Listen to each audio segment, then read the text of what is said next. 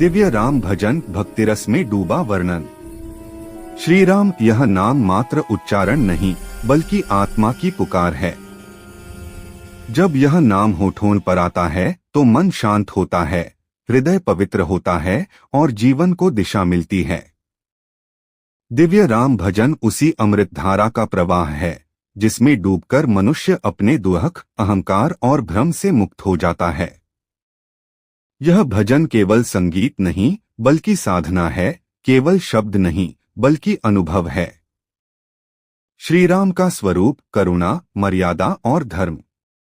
राम भजन की पहली झलक में मर्यादा पुरुषोत्तम श्री राम का सौम्य स्वरूप उभरता है। नीलवर्ण देह, कमलनयन धनुष धारण किए हुए, चेहरे पर करुणा की उजास। यह स्वरूप हमें स्मरण कराता है कि राम केवल राजा नहीं, धर्म का जीवंत रूप हैं। वे पुत्र हैं तो आज्ञाकारी, पति हैं तो एकनिष्ठ, राजा हैं तो न्यायप्रिय और मनुष्य हैं तो करुणामय। भजन की पंक्तियां जब राम के जीवन प्रसंगों को छूती हैं, वनवास, पिता की आज्ञा, भरत का प्रेम, सीता की पवित्रता, तो श्रोता का हृदय भाव विभोर हो उठता है। यहाँ राम आदर्शों के दीपक बनकर जलते हैं जो हर अंधकार में राह दिखाते हैं। नामस्मरण की महिमा। दिव्य राम भजन का केंद्र राम नाम है। संत परंपरा कहती है, राम नाम मणिदीप धरु जी देहरी द्वार। यह नाम मन के द्वार पर जलता दीपक है। भजन के माध्यम से जब यह नाम लय में, ताल में, भाव में गूंजता है तो मन की अशांति शांत हो जाती है। चिंता, भय और क्लेश नामस्मरण के सामने टिक नहीं पाते। भजन हमें सिखाता है कि राम को पाने के लिए बड़े कर्मकांड नहीं, सच्चा हृदय चाहिए। नामस्मरण ही वह सेतु है जो मनुष्य को भवसागर से पार कराता है। संगीत और राग का आध्यात्मिक स्पर्श। दिव्य राम भजन में प्रयुक्त राग, ताल और लय साधारण नहीं होते। वे श्रोता को भीतर की यात्रा पर ले जाते हैं। मृदंग, तबला, वीणा, बांसुरी, इन सब का समन्वय ऐसा होता है कि प्रत्येक स्वर प्रार्थना बन जाता है। धीमी आलाप से आरंभ होकर जब भजन गति पकड़ता है तो ऐसा प्रतीत होता है मानो हृदय की धड़कनें भी राम नाम की ताल में ढल गई हों। कथा रस। अयोध्या से लंका तक।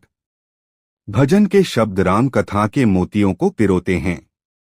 अयोध्या की खुशियां, वन की तपस्या, शबरी की भक्ति, हनुमान की सेवा, समुद्र पर सेतु, रावण का अंत और अंततः राम का राज्याभिषेक।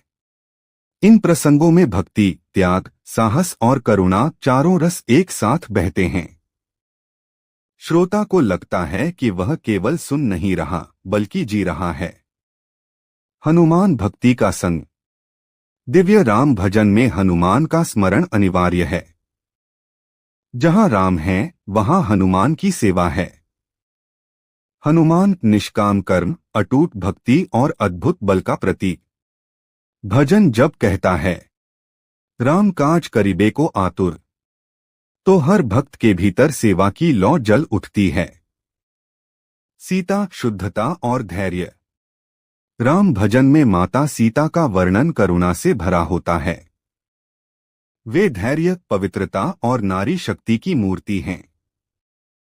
वन में उनके कष्ट, लंका में उनकी दृढ़ता भजन के शब्दों में जब ढलते हैं तो आंखें नम हो जाती हैं। सीता हमें सिखाती हैं कि सत्य के पथ पर धैर्य ही सबसे बड़ा आभूषण है। भरत और लक्ष्मण, त्याग और सेवा। भरत का त्याग, राज सिंहासन को ठुकराकर राम की खड़ाओं को सिंहासन पर रखना, भजन में आते ही हृदय श्रद्धा से भर जाता है। लक्ष्मण की सेवा, निद्रा का त्याग, हर क्षण राम की रक्षा भजन को सेवा भाव से भर देती है। आत्मिक शांति और जीवन संदेश। दिव्य राम भजन का सबसे बड़ा चमत्कार यह है कि यह जीवन को सरल बना देता है। यह सिखाता है, क्रोध के स्थान पर क्षमा, अहंकार के स्थान पर विनम्रता, स्वार्थ के स्थान पर सेवा, भय के स्थान पर विश्वास। भजन सुनते सुनते श्रोता अपने जीवन के उत्तर खोजने लगता है। कठिन निर्णयों में राम का आदर्श सामने आता है और राह सरल हो जाती है। ध्यान और साधना का माध्यम। यह भजन केवल सुनने के लिए नहीं, ध्यान के लिए है। प्रातःकाल या संध्या में दीपक जलाकर आंखें बंद कर यदि इसे सुना जाए तो मन स्थिर होता है। श्वास प्रश्वास राम नाम के साथ चलने लगता है।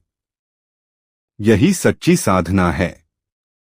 सामाजिक और सांस्कृतिक प्रभाव। दिव्य राम भजन समाज को भी जोड़ता है।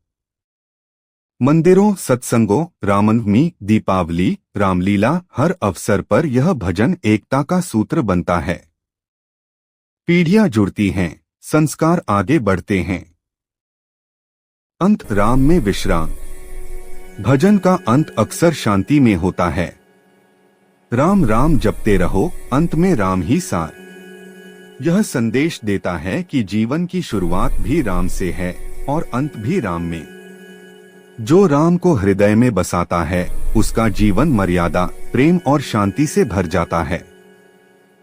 निष्कर्ष। दिव्य राम भजन केवल शब्दों का समूह नहीं, यह आत्मा की पुकार है। यह मनुष्य को भीतर से बदल देता है, उसे बेहतर इंसान बनाता है। राम भजन सुनते हुए लगता है राम केवल पूजे नहीं जाते, जिए जाते हैं।